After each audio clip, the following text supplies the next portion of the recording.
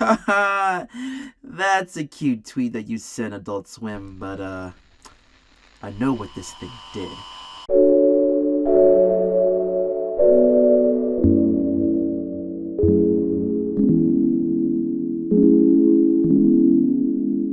So when it comes to Adult Swim back in the day, there's only two types of people that watch this portion of programming.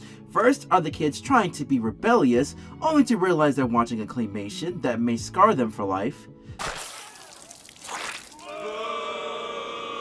The others are adults who stay up all night and are as high as the moon above them while watching a claymation that may scar them for life. My eyes! In all seriousness, while Adult Swim is mainly known for the large number of reruns and Robot Chicken, Adult Swim had a large variety of mainstays throughout its 20-year history. Many of the original IPs, I will admit, are a bit unhinged. One of those longtime shows was Aqua Teen Hunger Force. This series had plenty of insane episodes throughout its 15-year existence. Though there is one episode that I couldn't believe, to this day, got the green light. And I was reminded of that episode with this goddamn tweet. Being one of those rebellious kids that wanted to stay up late, I definitely regretted this one. What a better way to remind me of that pain and want to talk about it than a tweet of spaghetti by Adult Swim. And yes, we'll talk about the short while we're at it. Let's get to it. You know what? I want a dog. Well, let's go make one. Frylock, I want some money. Well, then get a job. He gets what he wants. With a small animated budget, one of the most important things that you must have is a strong chemistry within your cast, which is the one thing Aqua Teen thrives throughout this series. This episode is no exception. Just seeing the different relationships between Frylock and his roommates gives you all what each character is like immediately. Frylock being the main provider, Shake being the malicious freeloader, and Meatwad being the bubbly meathead. Literally. And it was good that we got that settled in 15 seconds. Plus we got the seed planting going with this create a dog machine. Then we get a repeat of introducing another character that also continues the plot in Carl. While Carl isn't one of the most memorable cranky neighbors in animation, he's still an enjoyable character. I mean, this next scene shows it well. Yes, man. See what they're doing? Carl, do me a favor and spit in that pool. Oh, you mean my pool? Oh, is this your pool? Yeah, it is. Can I go through it? No, you may not. The character interaction is very fun to listen to, and the chemistry everyone has in this is so spot on. Carl and Shake piggyback off each other in this scene super well, and a dash of Frylock trying to reason with Carl made me very entertained. As this interaction goes on, we start picking up the pace to the creation of the dog. Hey, surf's up. No, Shake. What? I can't splash? All right, my dog's ready. Aww, look at him! He's so cute! Yeah, I admit, he is kind of cute. Tonight, you. Oh. That's less cute. This setup to the introduction of this dog was certainly underwhelming. I can't really knock on it too much due to the limitation of the animation. With what is given to the animation budget, they really have to rely on sound design to really sell it home, which, I'll be honest, left a lot to be desired. But hey, the dog does have a bright and cute design that's very simplistic due to it being a copy-paste of Shake's hand. But what really turns its course is when we hear him speak for the first time.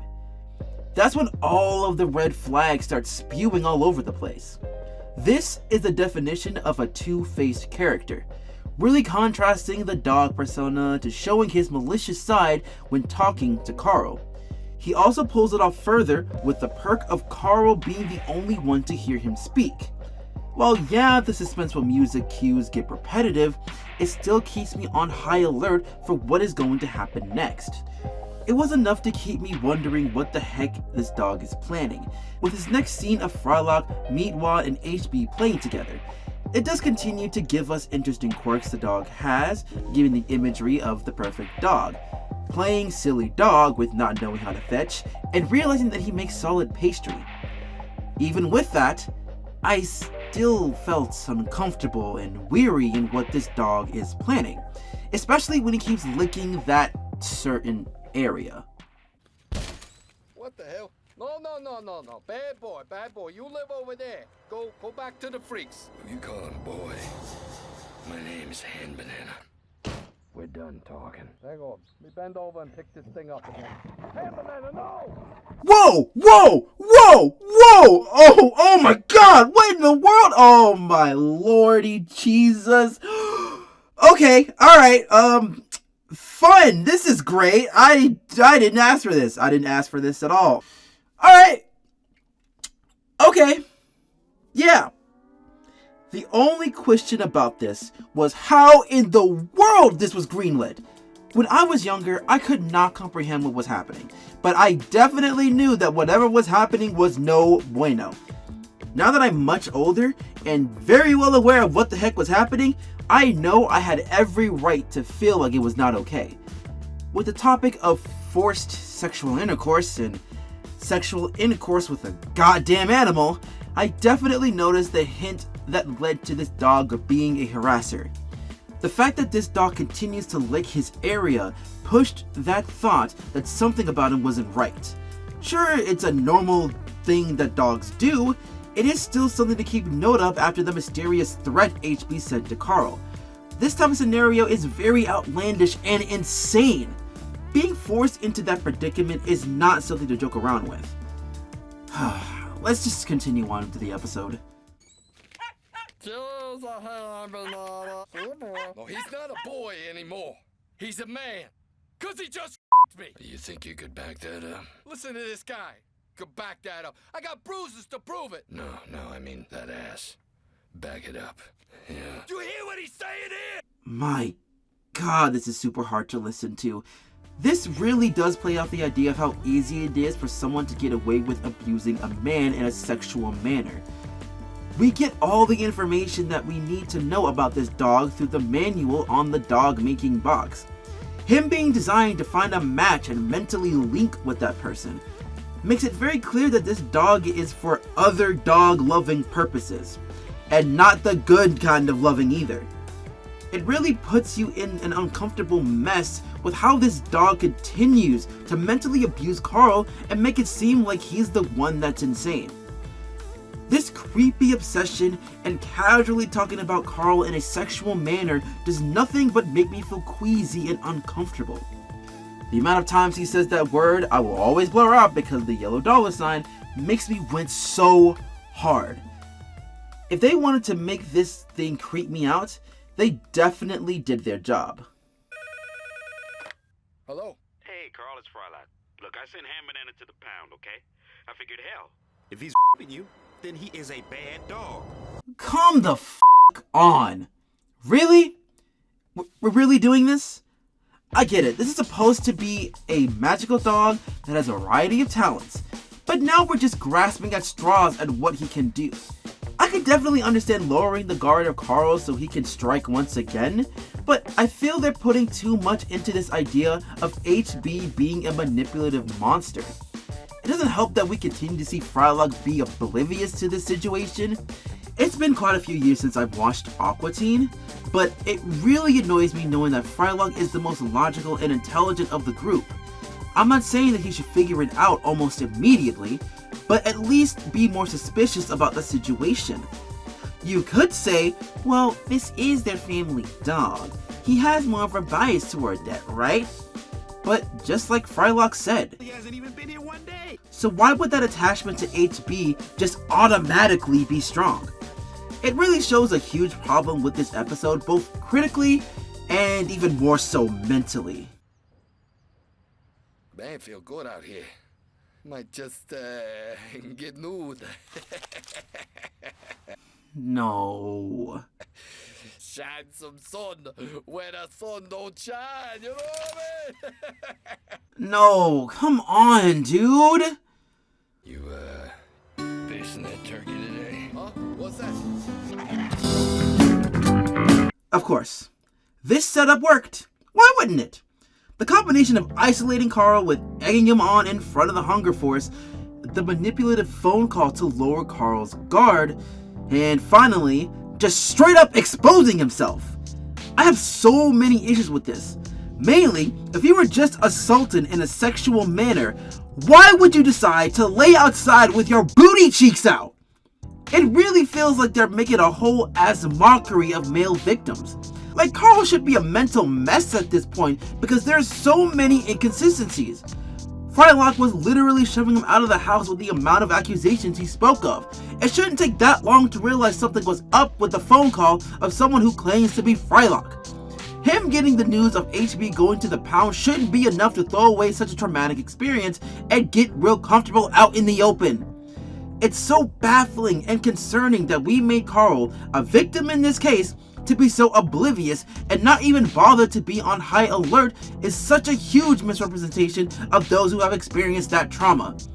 So seeing him get into the situation again in this manner really rubs me the wrong way.